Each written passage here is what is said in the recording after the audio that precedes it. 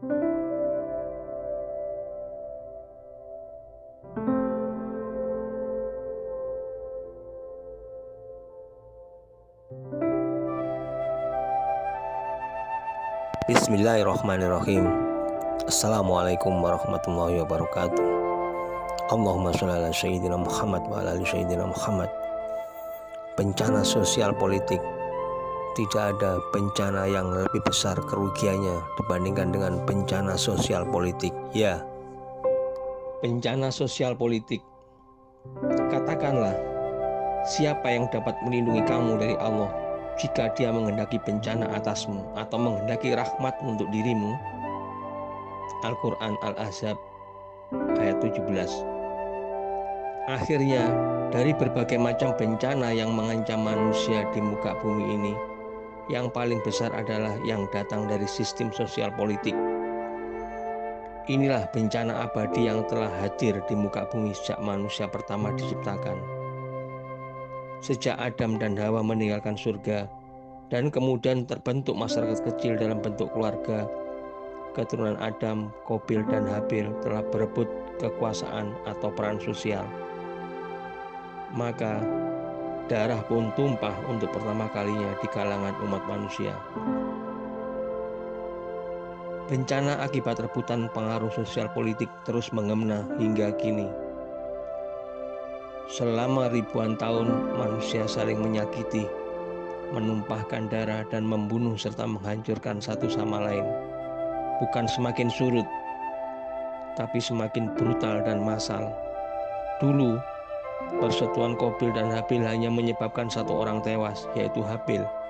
Tetapi kini, ribuan bahkan jutaan orang bisa tewas dalam sebuah peperangan yang berebut substansi yang sama, yaitu kekuasaan dan kepuasan egoistik.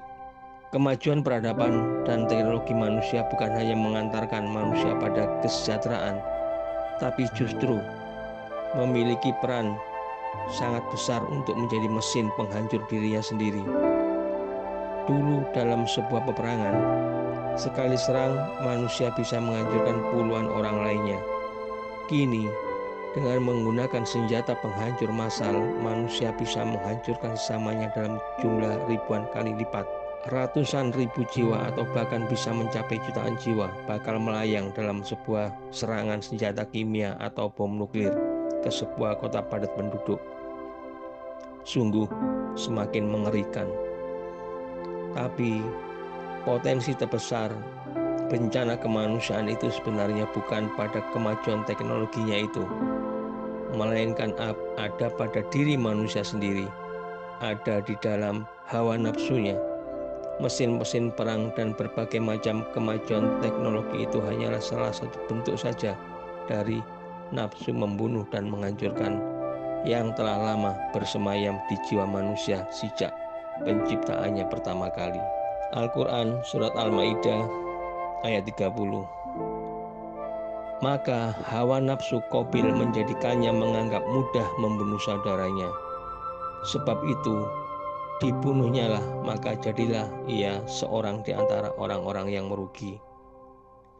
Al-Quran Surat Al-Mu'minun ayat 71. Andai kata kebenaran itu menuruti hawa nafsu mereka, pasti binasalah langit dan bumi dan semua yang ada di dalamnya. Sebenarnya kami telah mendatangkan kepada mereka kebanggaan mereka, tetapi mereka berpaling dari kebanggaan itu. Begitulah bencana terbesar sebenarnya adalah hawa nafsu yang telah bersemayam di dalam diri setiap orang. Sehingga Allah berfirman, andai kata kebenaran harus mengikuti hawa nafsu, maka bakal rusaklah langit dan bumi dan segala isinya. Dan menariknya, prediksi bahwa manusia akan saling menumpahkan darah disebabkan oleh rebutan kekuasaan itu memiliki sejarah sama tuanya dengan sejarah penciptaan manusia sendiri. Hal itu telah dikemukakan oleh malaikat saat Allah memberikan informasi kepadanya bahwa Allah akan menciptakan pemimpin alias khalifah di muka bumi. Al-Quran Surat Al-Baqarah ayat 30. Ingatlah ketika Tuhanmu berfirman kepada para malaikat, Sesungguhnya aku hendak menjadikan seorang khalifah di muka bumi. Mereka berkata, mengapa engkau hendak menjadikan khalifah di bumi itu orang yang akan membuat kerusakan padanya dan menumpahkan darah?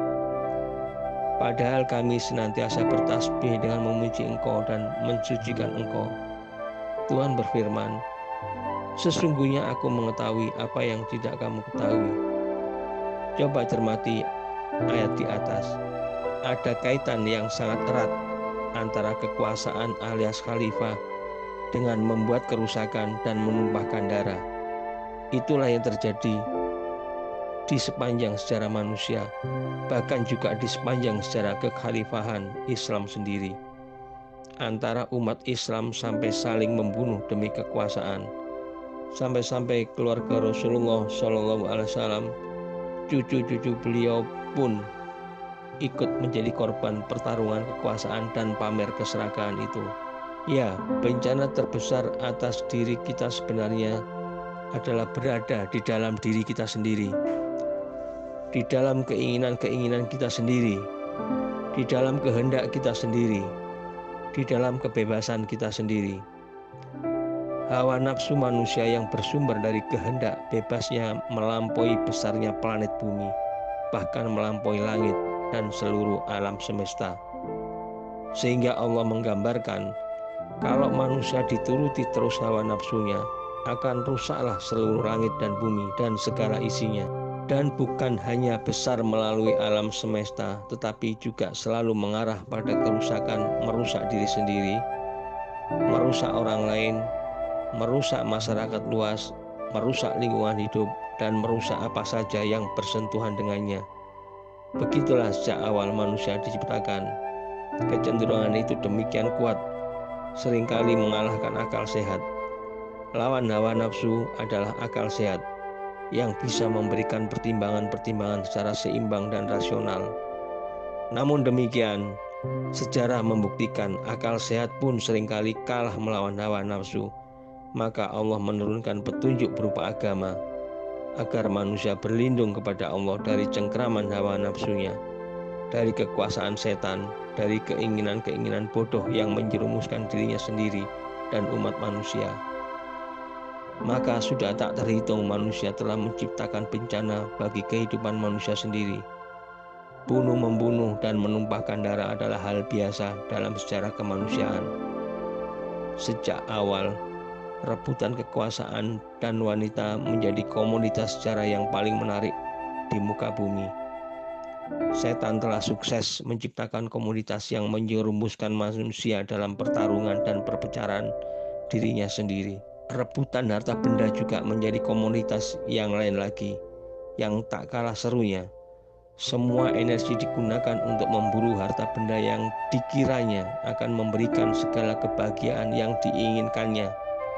Padahal setelah keinginan itu tercapai, ternyata dia tidak sempat menikmatinya, karena setan sudah menghasungnya lagi untuk berburu harta berikutnya.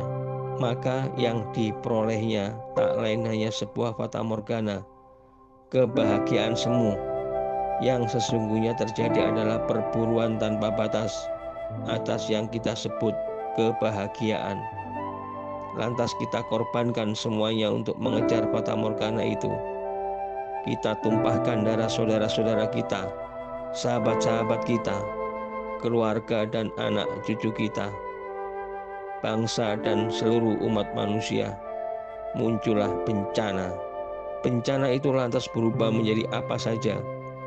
Menjadi perang saudara, menjadi fitnah-fitnah, menjadi perkosaan dan pelecehan sosial, menjadi kesombongan dan arogansi, menjadi penjajahan ekonomi, menjadi pemusnahan budaya, menjadi penindasan atas yang lemah, bahkan penghancuran bangsa oleh bangsa. Kita lupa bahwa penghancuran akan menuai penghancuran berikutnya. Pembunuhan akan memunculkan pembunuhan berikutnya. Caci maki akan diikuti caci maki berikutnya. Fitnah pun akan bakal berbuah fitnah.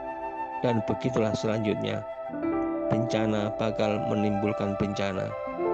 Maka jadilah umat manusia di muka bumi ini terjebak dalam lingkaran setan yang memang diciptakan oleh bangsa setan, agar manusia kesetanan dan kemudian menjadi pengikut setan, dan kemudian menjadi setan yang lebih setan daripada setan yang paling setan. Ya, manusia telah menciptakan bencana bagi dirinya sendiri, karena pekerjaan setan itu tidak lain hanyalah membawa kita kepada azab dan bencana. Quran Surat An-Nahl ayat 63. Demi Allah, sesungguhnya kami telah mengutus rasul-rasul kami kepada umat-umat sebelum kamu, tetapi setan menjadikan umat-umat itu memandang baik perbuatan mereka yang buruk. Maka setan menjadi pemimpin mereka di hari itu, dan bagi mereka azab yang sangat pedih. Maka sungguh bencana selalu mengintai kehidupan manusia di muka bumi dari segala penjuru, dari lingkungan hidupnya, dari bangsa luar, dari dalam perut bumi, dan dari perbuatannya sendiri yang dituntun oleh kebodohan hawa nafsunya. Lantas kapan dan bagaimana kita bisa selamat dari semua potensi bencana itu? Jawabnya adalah kembali kepada keseimbangan alam yang telah diciptakan oleh Sang Pencipta. Keseimbangan alam adalah fitrah alam, termasuk diri kita pun diciptakan oleh Allah dalam keseimbangan. Siapa yang menabrak keseimbangan itu, ia sedang menyiapkan bencana di masa depannya, baik untuk dirinya sendiri maupun orang lain yang ada di sekitarnya. Al-Quran Surat Al-Mulk ayat 3. Yang telah menciptakan 7 langit berlapis-lapis, kamu sekali-kali tidak melihat pada ciptaan Tuhan yang Maha Pemurah sesuatu yang tidak seimbang. Maka ingatlah berulang-ulang, adakah kamu lihat sesuatu yang tidak seimbang? Al-Quran Surat Infitor ayat 7. Yang telah menciptakan kamu, lalu menyempurnakan kejadianmu dan menjadikan susunan tubuhmu seimbang. Kalaupun bencana masih juga mengenai kita, maka orang yang beriman selalu mengembalikan semua yang diterimanya kepada Allah, Sang Maha Bijaksana. Pasti di dalamnya ada hikmah yang kita bisa memperoleh pelajaran darinya. Al-Quran Surat Az-Zukhruf ayat 56. Dan kami jadikan mereka sebagai pelajaran dan contoh bagi orang-orang yang kemudian. Alhamdulillahirabbil alamin. Itulah yang bisa saya sampaikan. Mohon maaf apabila ada salah kata. Kesalahan mutlak milik saya dan kebenaran mutlak milik Allah Subhanahu wa taala. Wabillahi taufik wal hidayah. Wassalamualaikum warahmatullahi wabarakatuh.